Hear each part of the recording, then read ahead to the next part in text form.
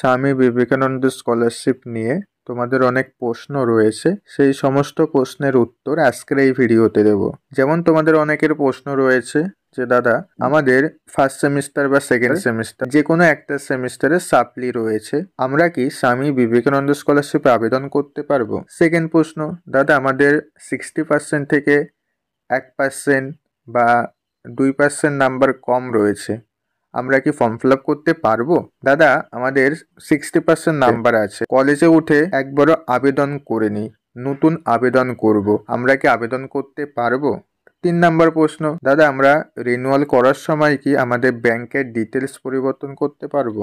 আরও প্রশ্ন রয়েছে যে দাদা আমরা রিনিউয়াল ফর্ম ফিল আপ করবো, কিন্তু আমার অ্যাপ্লিকেশন আইডি পাচ্ছি না, আমি পাসওয়ার্ড ভুলে গেছি, তাহলে কি আমরা আবেদন করতে পারবো না? তো এই সমস্ত আরও প্রশ্ন নিয়ে আজকের এই ভিডিওতে আলোচনা করব।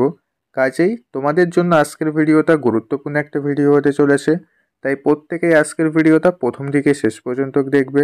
ভিডিওটা ভালো লাগলে ভিডিওতে অবশ্যই একটি লাইক করে দেবে এবং ভিডিওটা তোমার বন্ধুদের মধ্যে শেয়ার করে দেবে, যাতে তারাও এই বিষয়গুলি জেনে যেতে পারে। ওকে, তাহলে চলো ভিডিওর মেন বিষয়ে আসা যাক। তো প্রথম প্রশ্নটা বলবো যে দাদা আমাদের সাপ্লি রয়েছে কোনো একটা সেমিস্টারে, তাহলে কি আমরা স্বামী বিবেকানন্দ স্কলারশিপে আবেদন করতে পারবো? তো দেখো, তোমরা স্বামী বিবেকানন্দ স্কলারশিপের অফিসিয়াল ওয়েবসাইটে আসলে তো এখান থেকে তোমরা প্রত্যেকেই দেখতে পারবে যে তোমার যদি কোনো সেমিস্টারে সাপ্লি থাকে, তাহলে কিন্তু তুমি আর স্বামী বিবেকানন্দ স্কলারশিপে আবেদন করতে পারবে না। যদি তুমি একটা সেমিস্টারে সাপ্লি খেয়ে যাও, তাহলে কিন্তু পরবর্তীতে আর এই স্কলারশিপে আবেদন করতে পারবে না। ওকে, এবার এখানে অনেকের আরেকটা প্রশ্ন রয়েছে যে দাদা আমাদের সাপ্লি ছিল, আমরা রিভিউ করতে দিয়েছি, রিভিউ রেজাল্ট পাওয়ার পরে আমরা কি এই স্কলারশিপে আবেদন করতে পারবো? তো দেখো, তোমার যদি রিভিউ রেজাল্টটা ফর্ম ফিল আপ করার আগে দিয়ে দেয়, ঠিক আছে, তাহলে তোমরা অবশ্যই স্বামী বিবেকানন্দ স্কলারশিপের জন্য আবেদন করতে পারবে।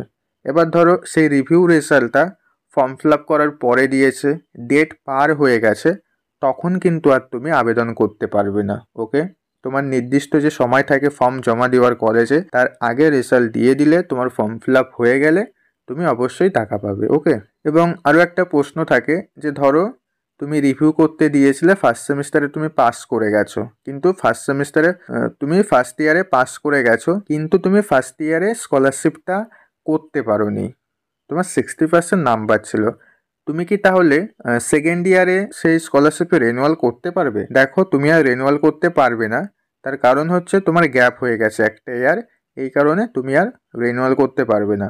আশা করছি যাদের সাপ্লি ছিল এই বিষয়টা আমি তোমাদের ক্লিয়ার করতে পারলাম। এবার আসা যাক পরের প্রশ্ন যে দাদা আমাদের স্কলারশিপে আবেদন করার জন্য যে 60% নাম্বার লাগে, সেখান থেকে আমার 1% বা 0.50% কম রয়েছে বা 2% নাম্বার কম রয়েছে, তাহলে কি আমরা আবেদন করতে পারবো? তো দেখো, এখানে যে পার্সেন্টেজের যে নাম্বারটা রয়েছে, এটা তোমাদের 60%ই পেতে হবে। 60%-এর থেকে 1 নাম্বার বা 2 নাম্বার কম থাকে।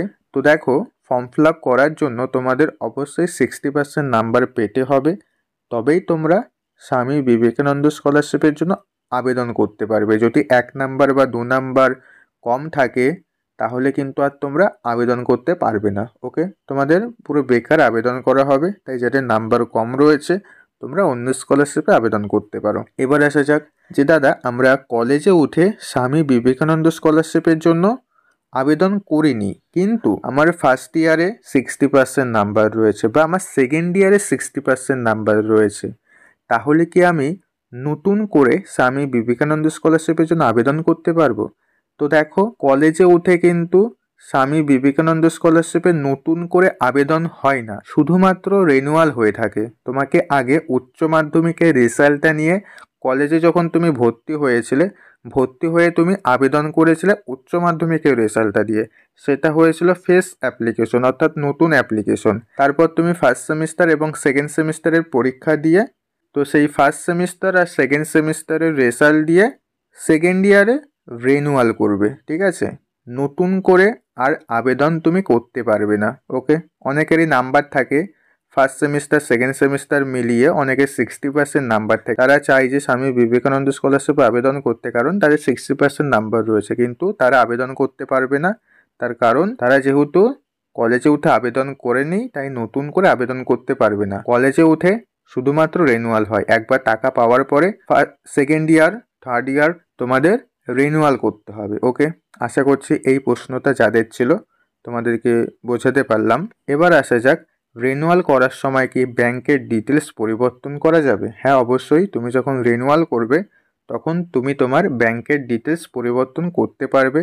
তবে আমার মতে ব্যাংকের ডিটেলস পরিবর্তন না করাটাই বেটার হবে, কারণ তোমার যে আগের ব্যাংকের ডিটেলস ছিল যদি কোনো বেশি সমস্যা না থাকে তাহলে সেই ব্যাংক ডিটেলসটাই রাখো, সব থেকে বেটার হয়। ওকে, এবার আসা যাক যে দাদা আমরা এবার রিনিউয়াল করতে চলেছি, কিন্তু আমাদের যে অ্যাপ্লিকেশন আইডি সেটা ভুলে গেছি, বা আমার যে পাসওয়ার্ড ছিল সেটা আমি ভুলে গেছি, সেটা কি আবার বের করা যাবে? হ্যাঁ, অবশ্যই তুমি বের করতে পারবে। তো এটা নিয়ে আমাদের চ্যানেলে একটা ভিডিও রয়েছে, তো আমি সেই ভিডিওটা অবশ্যই আই বাটনে দিয়ে রাখবো, অথবা আমাদের চ্যানেল ভিজিট করে তোমরা সেই ভিডিওটা দেখে নিতে পারো। ওকে, তুমি তোমার অ্যাপ্লিকেশন আইডি এবং পাসওয়ার্ড বের করে নিতে পারবে। তো আশা করছি স্বামী বিবেকানন্দ স্কলারশিপ নিয়ে তোমাদের যা প্রশ্ন ছিল সমস্ত প্রশ্নের উত্তর আজকের এই ভিডিওতে দিয়ে দিয়েছি। এরপরেও যদি তোমাদের কোনো প্রশ্ন থেকে থাকে অবশ্যই ভিডিওর কমেন্টে জানাবে, আমি সেই সমস্ত প্রশ্ন নিয়ে পরবর্তীতে আর একটা ভিডিওতে আলোচনা করে দেবো। ওকে, তো আজকের ভিডিও এই পর্যন্ত। ভিডিওটা ভালো লাগলে ভিডিওটা অবশ্যই একটি লাইক করে দিও, এবং এর পরবর্তী scholarship related A to Z update পেতে তোমরা অবশ্যই আমাদের এই চ্যানেলটিকে সাবস্ক্রাইব করে রেখে দাও। তারপর দেখা হচ্ছে পরবর্তী ভিডিওতে। তোমরা সবাই ভালো থেকো।